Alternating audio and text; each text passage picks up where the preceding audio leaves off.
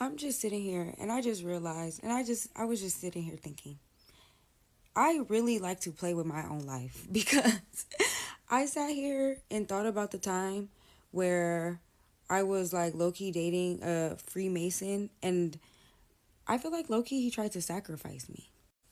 I'm just kidding. He didn't try to sacrifice me, but he did throw me through the ringer.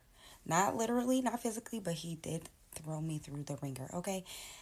But I accidentally, kindly, on purposely, I so I did know that he was a Freemason or whatever, and he was doing the little training stuff. And one day he made me mad, and I just had this little cute idea, a little hee hee ha ha. I had this little idea to go and steal his little study materials, his little learning book. He used to walk around with this little folder, I guess that had all of the Freemason tea in it.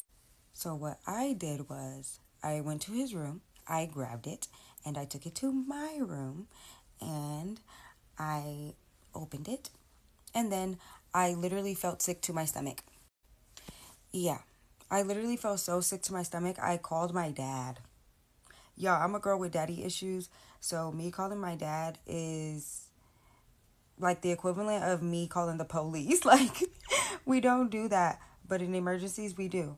So, with that being said, I called my dad and I told him like the situation that was going on, and he literally said, "Baby girl, put that shit down somewhere.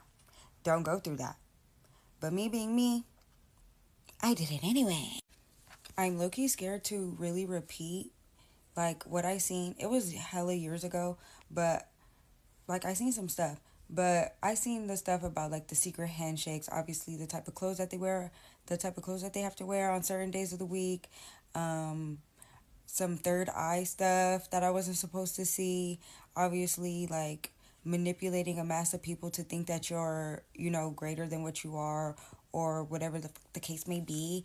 I literally seen all of that, and I think that me reading that, I feel like one, he knew, because once my dad told me to once I started feeling like a little too sick after like flipping through the book a little bit, I started to feel too sick. So then I took that back to his room. I took it back to his room, put it back in the place where I found it, and then I got up out of there. But then after that, that's when our relationship literally went down the drain very, very, very fast. And I kid you not, within like 2, 3, 4, 5 days, we was done. Like, he hated me, I hated him. It was through. And yeah. What's one secret you never shared before? When I was younger, I wanted my friend to quit smoking cigarettes. So one night when she left her pack with me, I emptied out one of her cigarettes and put a firecracker in, and now she has a missing tooth. Yo, I scammed my grandma out of $30,000. We were sitting on the carpet and I pooped my pants and didn't tell anyone and didn't tell the teacher or any of my friends, and just went throughout the whole day with poop in my pants. I made a catfish Tinder profile and I catfished this guy into going on a date so that like the catfish girl would ghost him. 5 months ago, I found out that one of my best friends has cancer, and ever since then, I haven't talked to him that much because I'm scared of what the outcome is gonna be. My mom's favorite photo of me is photoshopped. I was a dominatrix for 3 years. I searched up on my dad's phone, and my mom and dad ended up having a whole argument over that. I don't mom shame because I remember when I was breastfeeding my oldest daughter. She's 6 years old now. She's completely healthy and okay and in her right mind. But I breastfed her for like 7 or 8 months.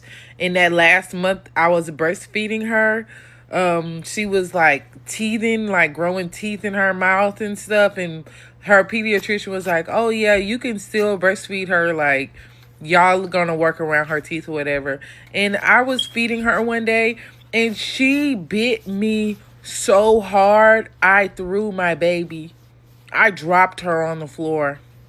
And I'm not gonna lie, I left her there for just a little while because it hurt so bad. That's why I don't mom shame nobody. If you breastfeed, good. If you don't, great. But when that baby bites you, when that baby bite that nipple and don't let it go, you gonna forget that that's your baby. You are going to forget that that's your kid. I promise. I've never told anybody this before, like anybody. In 2014, during a depressive episode, I spent $87 on Candy Crush. Here's a story time how I was essayed by my friend's uncle. So back when I was in 7th grade, my friends and I planned to hang out, and my friend's uncle was driving us to the pool. He had 2 kids, 2 daughters, and on the way there, he was vaping in the car. Like, I could smell, like, the candy-flavored vape, and he didn't open the windows. Once we arrive at the pool, my friends and I, like, explore around the park and stuff, and first, all of us were, like, in the main pool. There's actually not a lot of people there, and I go try out the water slide. Then I come back, and my 2 friends, oh, by the way, 2 friends. My 2 friends are like, oh, let's go to the water slide. And I'm like, well, I just went, so I'll just chill out in here. And my 2 friends left, and it was just me and my friend's uncle. So it's just both of us in the pool, and it's near the closing hours, so there's not a lot of people around. And I see the uncle, like, go underneath and swim close to me. So he's a really fast swimmer. He's about over 6 feet tall, maybe like 6'4". I was around maybe 5'8" at the time, like 5 feet 8 inches, and I had to look up at him, so he was pretty tall. So he's bigger than me, stronger than me. I'm done for. He continues trying to swim closer to me, like he's completely underwater, and try to grab my legs. And I told him to stop. He does not stop. He occasionally reaches up for air and then goes back to trying to swim closer to me. And I'm in the middle of this, like, main pool. So my first, like, option is to try to escape. But the wall is, like, all the way over there. Like it was far away.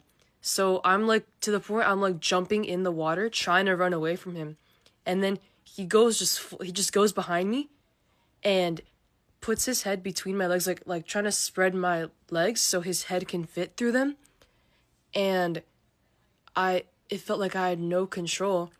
I tried to scream.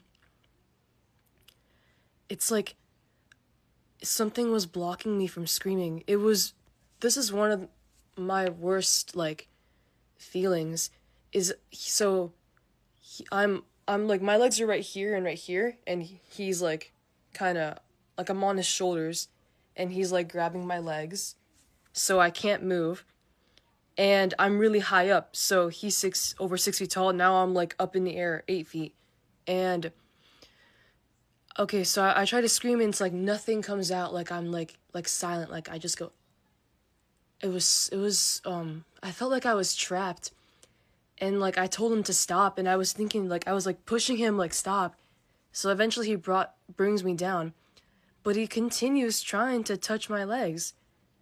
It's like he put me up, and I felt so vulnerable, like I couldn't do anything, and, like, I get back down, and he continues trying to go near me, and every time he'll touch my legs, and I hated it.